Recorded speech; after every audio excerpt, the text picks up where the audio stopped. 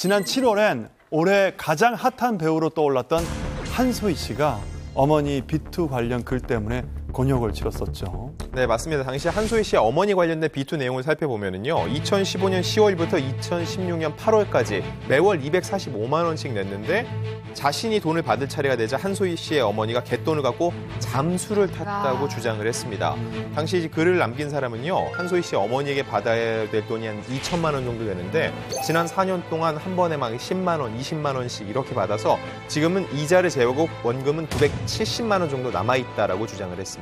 네. 이때 그 한소희 씨 어머니 비투 폭로글로 한창 인기가도를 달리고 있는 한소희 씨가 피해를 받을까봐 많은 분들이 정말 걱정을 했던 기억이 있거든요. 네. 그 당시 한소희 씨 어머니의 비투 소식이 전해지자마자 자신의 블로그에 신경을 담았는데요. 20살 때 어머니의 채무를 알게 됐고 천륜이기에 자식된 도리로 데뷔하기 전부터 힘닿는 곳까지 어머니의 빚을 변제해드렸다라고 설명을 했고요. 어리고 미숙한 판단으로 빚을 대신 변제해주는 것만이 해결책이라고 생각했던 불찰로 인해 많은 피해자가 생긴 것 같아 죄송한 마음뿐이다 라면서 거듭 사과를 했습니다.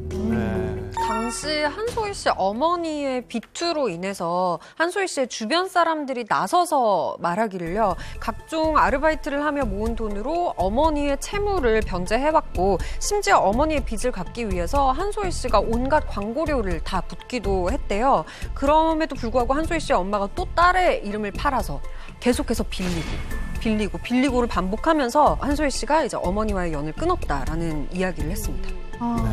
그러니까요. 그렇게 한소희 씨가 그때 블로그에 글을 올린 이후에 일단락이 되는 듯 보였는데 어떻게 잘 해결이 된 건가요? 네, 말씀하신 것처럼 한소희 씨가 블로그에 그 신경글을 올린 이후에는 이 어머니 비투와 관련된 기사가 나오지 않고 있어요. 피해자라고 주장하시는 분들에서도 추가 글을 쓰지 않는 걸로 봐서는 양측에서 합의가 잘 된 것으로 보여집니다. 네. 그리고 한소희 씨가 글로벌 브랜드인 엘사의 한국 모델이에요.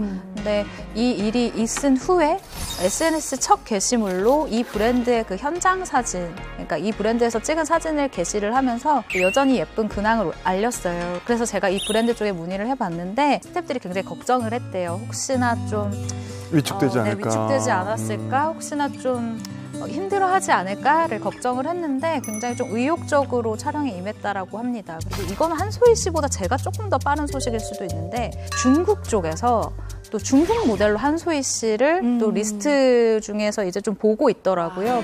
어쩌면 한소희 씨가 글로벌하게 더 뻗어나가는 모습도 저희가 볼 수 있을 것 같습니다. 그래요.